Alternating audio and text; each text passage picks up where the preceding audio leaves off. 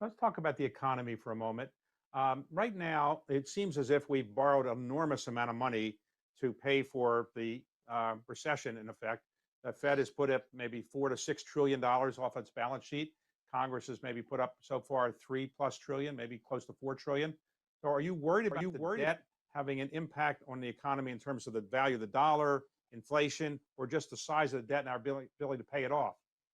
Sure. So, if you think about the country as a business, the country has a lot of intrinsic value, a lot of asset value.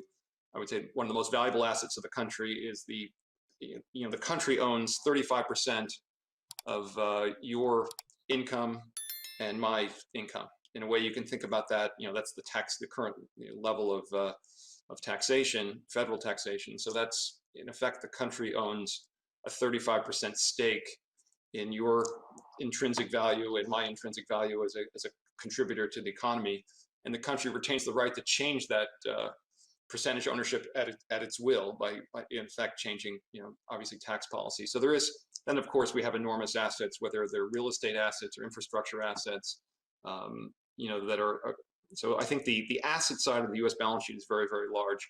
Obviously, you'd never want to let the liability side of the balance sheet grow too much, and there are a lot of not just debt liabilities we have outstanding, but we have Social Security, the enormous healthcare costs, Medicare, Medicaid, et cetera, that we bear as a country. So it's something that is concerning. We are fortunate finding ourselves in a very low interest rate environment, but it's something to think about and be concerned about. But it's sort of difficult to do the same kind of calculation of the leverage nature of the United States unless you do a proper valuation of the balance sheet.